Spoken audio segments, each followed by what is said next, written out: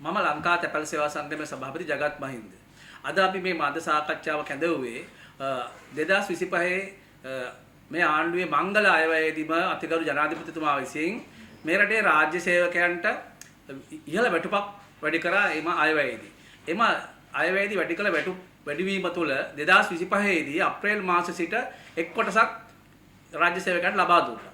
එතකොට ඒ වගේම ඒකේ දෙවෙනි කොටස මේ 2026 ජනවාරි සිට සියලුම රාජ්‍ය සේවකයන්ට ලබා දුන්නා. තැපැල් සේවකයෝ විදියට අපටත් ඒ වැඩිවීම මේ මාසේ 25 වෙනිදා අපිට ලැබුණා.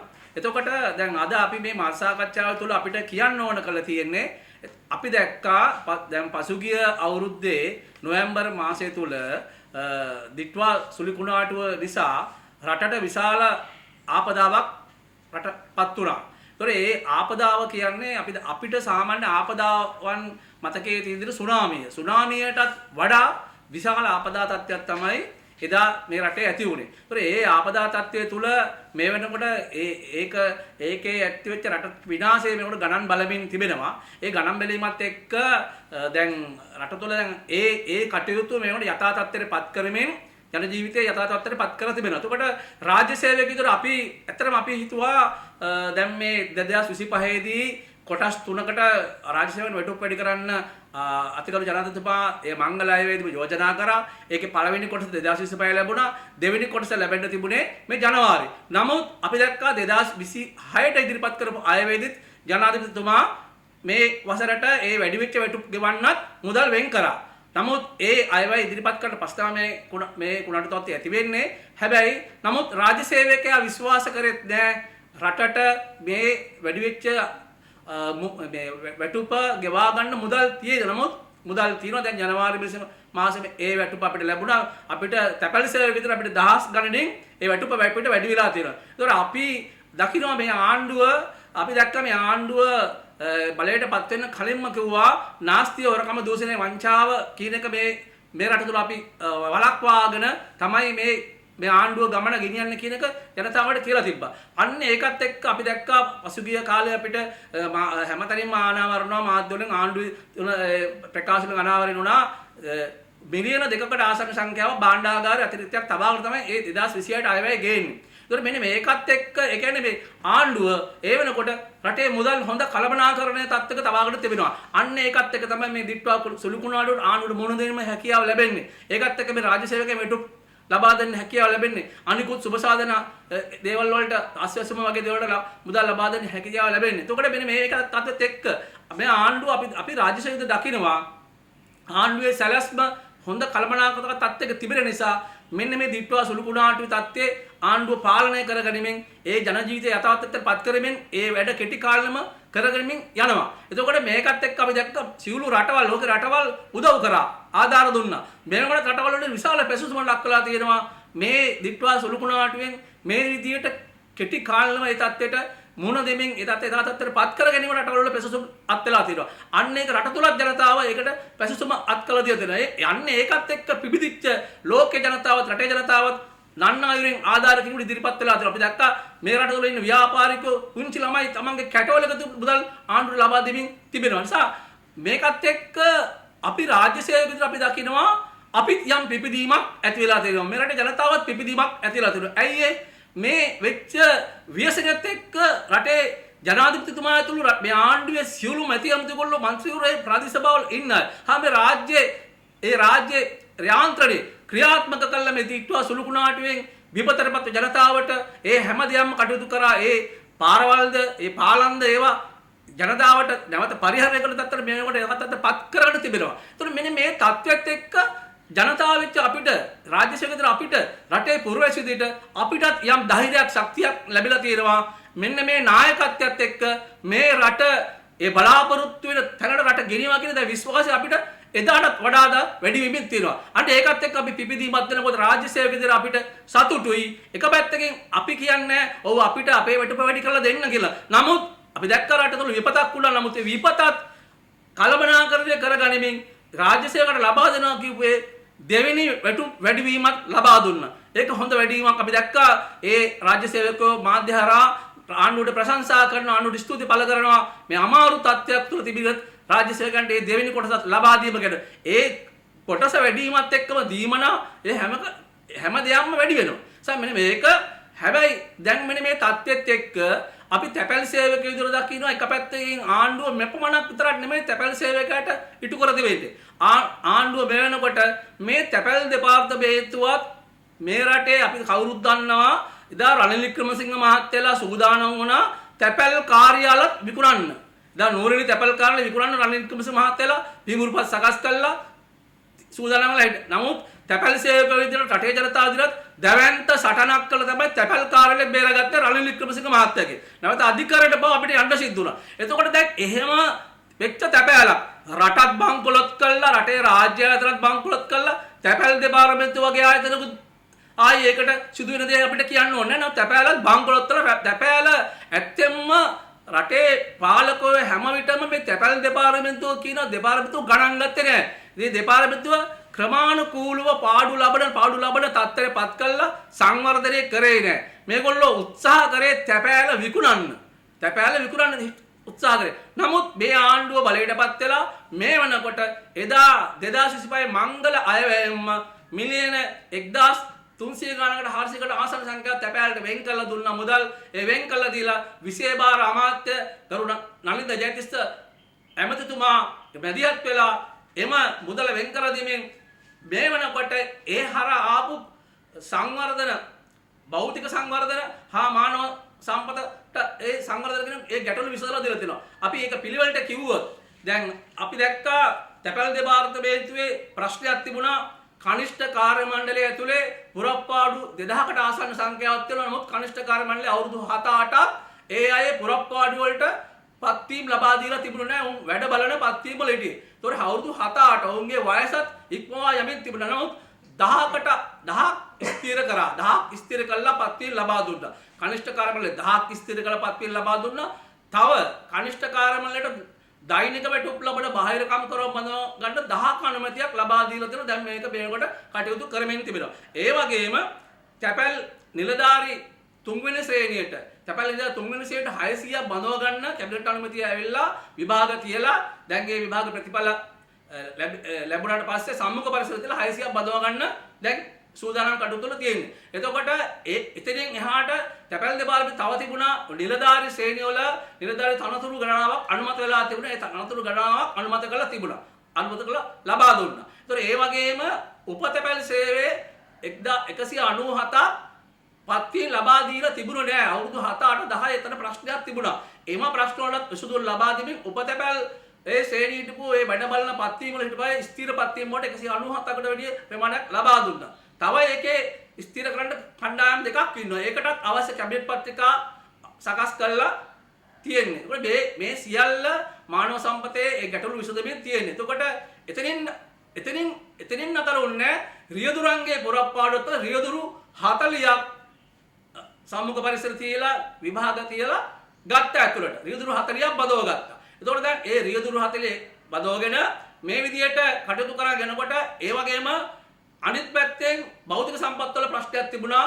ඒ කියන්නේ දෙපාර්තමේන්තුවට වාහන වල ගැටලුවක් තිබුණා. ඒ වාහන නැති නිසා මේල් වෙලාවට ප්‍රවාහන කර ගැනීමේ ගැටලුවක් තිබුණා. ඒතර මේ වෙනකොට ලොරි රථ 10ක් හා ක්‍රූ කැබ් රථ 20ක් ලබා දීලා තිබෙනවා. එතකොට දැන් ඒ ආශ්‍රිතව මේ තැපැල් ගමනාන්තයේ කඩිනම් කර ගැනීමට දැන් අවශ්‍ය කටයුතු සැලසුම් සකස් වෙමින් තියෙනවා. මේ මෙතනින් නතර නොවි මේ වෙනකොට රට පුරා තැපැල් කාර්යාලවල ඇතම් තැපැල් කාර්යාලවල ගරා වැටිලා ප්‍රතිසංස්කරණය කරගන්න අවුරුදු ගණන් නොකර තිබුණේ. පෞද්ගලික ආණ්ඩුව මුදල් ලබා දුන්නේ. මේ පළවෙනි අයවැයෙන්ම මුදල් වෙන් කළ දුන්නා. දැන් ඒ කාර්යාල ප්‍රතිසංස්කරණය කරමින් ඉන්නවා. අලුතෙන්ම නවීන තැපැල් කාර්යාල ගණනාවකට මේකට මුල්ගල් තබලා ඒවා ඉදි වෙමින් පවතිනවා. දමුල්ලේ තැපැල් මෙහෙම මධ්‍යස්ථානයක් පෞසිගේ මාසේ ජනතාවට පත් කළ දුන්නා, විවෘත කළ දුන්නා. එතකොට දැන් මෙන්න මේ තත්ත්වයන් භෞතික සම්පත් ඒ වගේම මානව සම්පත අතර ගැටලු විසඳමින් තැපැල ඉස්සරහට සංවර්ධනය කරමින් එනවා. මෙන්න මේ එන තත්ත්වය තුල එතන මේ තත්ත්වයන් තුල තමයි මේවා හැමදේම කරමින් එන අතරතුරේ තමයි අපි දැක්කා දැන් මධ්‍යම තැපැල් ලෝමාරුව කියන තට්ටු 7ක මහලා ඒකේ මාසක විදුලි බිල ලක්ෂ 16යි. දැන් සූර්ය පැනල් එකක් සවි කරලා දුන්නා ලක්ෂ 86ක වියදමක් අමාත්‍යාංශයෙන් ලබා දුන්නා. එතකොට දැන් මධ්‍යම තැපැල් ලෝමාරුවට මාසික විදුලි බිල ලක්ෂ 16 යන විදුලි බිල දැන් තැපැල් දෙපාර්තමේන්තුවට බරක් නැහැ. ඒතකොට දැන් ඒකේ අධිකාරිතුමිය අපිට පැවසුවා මාස 6ක් ඇතුළත ඒ ලක්ෂ 86 නැවත උපයා ගන්න පුළුවන්. එතකොට එතනින් අතර නොවේ තැපැල් මූලස්ථානයේ තට්ටු 9ක් තියෙනවා. ඒ 9ටත් සූර්ය පැනල් එකට අවශ්‍ය ප්‍රතිපාදක විදුලි ලබා දීලා තියෙනකොට එහෙනම් තැපැල් දෙපාර්තමේන්තුවේ විදුලි බිලට යන ඒ ලක්ෂ ගණනුත් දැන් ඉතිරි කර ගැනීමට අවශ්‍ය ක්‍රමවේද සකස් කරලා තියෙනවා. එතකොට මෙන්න මේ විදිහට තැපැල් දෙපාර්තමේන්තුවේ මනා කළමනාකරණයක් කර ගනිමින් තැපැල් දෙපාර්තමේන්තුවේ ඒ සේවාවන් ජනතාවට තවත් පුළුල් කර ගැනීමෙන් සේවා කඩිනම් කර ගැනීමෙන් ආණ්ඩුව පැත්තෙන් විශේෂ භාර ඇමතුමා මැදිහත් වෙමින් ඒකට තැපැල් පරිපාලනයේ සහයෝගය මත තැපැල් සේවකගේ සහයෝගය මත මේ විදිහට ක්‍රියාත්මක වෙමින් තිබෙනවා. එතකොට දැන් ඒකත් එක්කම ගත්තම අපි දැන් පෞගිය කාලේ තැපැල් ඇතුළේ තිබෙන ප්‍රශ්න තමයි දැන් ওই සේවකගේ ගැටලු ප්‍රශ්න තියෙනවා, සේවා ව්‍යවස්ථා ප්‍රශ්න තියෙනවා, වැටුප් විසමතා ප්‍රශ්න තියෙනවා, ගැටලු ගණනාවක් තියෙනවා තැපැලේ. හැබැයි දැන් මේ සේවා ව්‍යවස්ථා සම්බන්ධව ඒ කනිෂ්ඨ කාර්ය මණ්ඩලයේ සේවා ව්‍යවස්ථා මේනකොට රාජ්‍ය සේවා කොමිසමේ ඇතුළේ තියෙන්නේ ඒක අනුමැතියට යවලා. නිලධාරීන්ගේ සේවා ව්‍යවස්ථාවත් මේනකොට කොමිසමට යවලා තියෙනවා. ඉතින් ඒකත් එක්කම දැන් තැපැල් දෙපාර්තමේන්තුව ඇතුළේ විශාල වැටුප් විසමතාවයන් තියෙනවා. මේ වැටුප් විසමතාවයන් පැන නැගුණේ පසුගිය මහින්ද රාජපක්ෂලාගේ පාලනයේදී 2006 දී සමස්ත රාජ්‍ය සේවම එකම සේවා ව්‍යවස්ථාවට ගෙනාවා. ඒ වෙනකොට තැපැල් දෙපාර්තමේන්තුවේ තිබෙන ව්‍යවස්ථාව තැපැල් දෙපාර්තමේන්තුව අනන්‍ය ව්‍යවස්ථාවක් තිබුණේ. ඒකට තිබුණා අපිට වෙනම ශ්‍රේණි, අපේ තනතුරු, අපේ වැටුප්තල, ඉහළ වැටුප්තල තිබුණේ. නමුත් මේ 6006 නිසා අපේ තැපැල් දෙපාර්තමේන්තුවේ සේවා ව්‍යවස්ථාව කුඩු පට්ටම් කරලා දාලා අද වෙනතුරුත් අපි ඉන්නේ වැඩවලන පත්වීම් වල.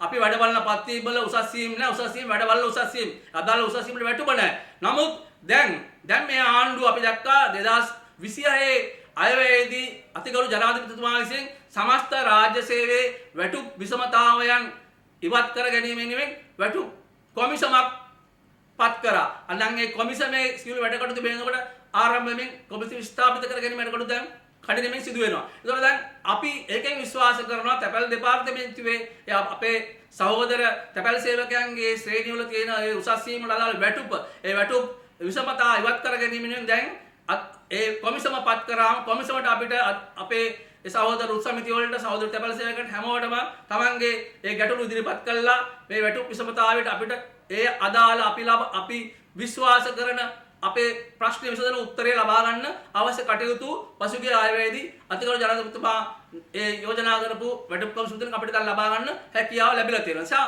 අපි දකිනවා එක පැත්තකින් මේ තැපැල් දෙපාර්තමේන්තුව කියන්නේ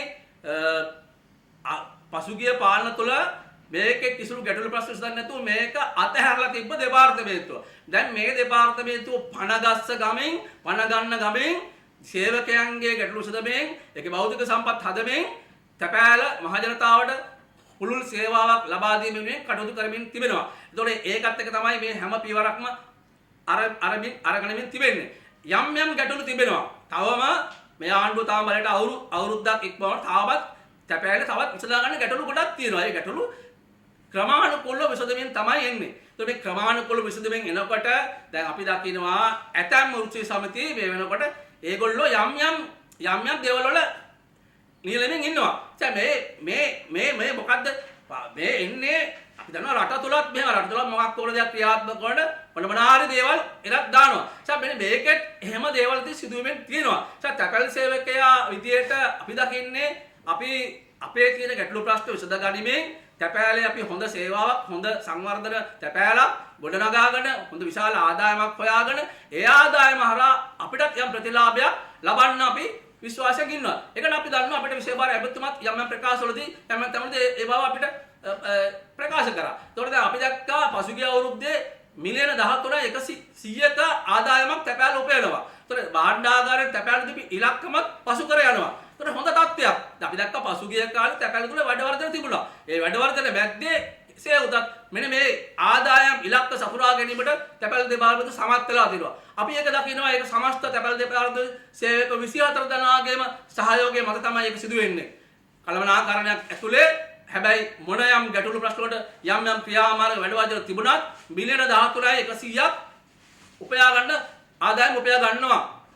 භාණ්ඩාගාර ඉලක්කම දුන්න ඉලක්කම පසු කර යනවා. හැබැයි අපි දකිනවා තවත් මේ භෞතික සංවර්ධනය හා මානව දැන් ඒ සේවකයන්ගේ ගැටලු ප්‍රශ්න විසඳා ගැනීම තුළ සේවක තෘප්තියක් තුළ මේ දෙපාර්තමේන්තුව තවත් සේවාව පුළුල් වෙමින් ජනතාවට හොඳ සේවාවක් බවට මේකපත් කරගන්න පුළුවන්. අන්න ඒකට අවශ්‍ය අඩිතාලම අදාළ ඇමතිවරයා මේ ආණ්ඩුව දමමින් තිබෙනවා. අපි තැපැල් සේවකයෙකු විදිහට මේ රටේ පුරවැසියෙකු විදිහට මේ රට ගොඩනගන දෙයට මේ රට ගොඩනගන දෙයට අපි අපේ පැත්තේ දෙන දායකත්වයේ සහයෝගය උපරිම ලබා දෙනවා. ඒ වගේම තැපැල ගොඩනගන එකටත් තැපැල සංවර්ධනය කරන එකටත් අපි සමස්ත තැපැල් සේවකයා ඒකරාශී කරගනිමින් අපි ලංකා තැපැල් සේවා සංගමයේ දෙයට අපේ පැත්තේ අපි දෙන සහයෝගය අපි ලබා දෙනවා. ඒ මෙන්න මේ තත්වයන් එක්ක තමයි අපි තැපැලේ මේ ඉදිරි ගමන දකින්නේ. නිසා අපි සමස්ත තැපැල් සේවකයාට අපි ආරාධනා කරනවා ඔබගේ යම් යම් ගැටලු ප්‍රශ්න තියෙනවා නම් අපි ඒවා සාකච්ඡා මගින් විසඳගමු. අපිට ජනතාවාදී පාලනයක් තියෙනවා. ජනතා වැඩ කරන ජනතාවගේ ආණ්ඩුවක් ඵලයට ඇවිල්ලා තියෙනවා. නිසා මේ වැඩ කරන ජනතාවගේ ආණ්ඩුව අපේ ගැටලු ප්‍රශ්න විසඳාගැනීමෙන් අපි නිසි ප්‍රයෝජනට ගමු. අපි කලබල නොවි අපිට වෙන ගැටලු ප්‍රශ්න අපි අදාළ විශේෂ ඇමතිතුමාත් එක්ක ඒ විශේෂ ඇමතිතුමාත් කතා කරමින් සාකච්ඡා කරමින් අපි මේ ප්‍රශ්න විසඳගමු. මොකද මේ ප්‍රශ්න සමහර ප්‍රශ්න ඇමතිතුමාට ඒක විසඳගන්න උවමනාව තිබුණත් අපිට තැපැල් සේවකයන්ට ඒක වේගෙ තිබුණත් ඇතම් ආයතන වල තමයි මේ ප්‍රශ්න විසඳගැනීම අපිට තීන්දුව తీරන ගන්න වෙන්නේ. ඒ ආයතන වල තියෙන වේගෙත් එක්ක තමයි මේ ප්‍රශ්න අපිට ඉක්මන් ඉදිරියට ලැබෙන්නේ. නිසා අපි මේ තැන්වලදී අපි ඉවසීමෙන් කටයුතු කරලා ඒ උපරිම සහයෝගය මේ ආණ්ඩුවට අපි ලබා දීලා තැපැල් සේවකයන්ට අපි මේක ඉටු කරගමු කියන ආරාධනාවක් කරමින් මම අද මේ මා සාකච්ඡාව අවසන් කරන බොහොම ස්තුතියි.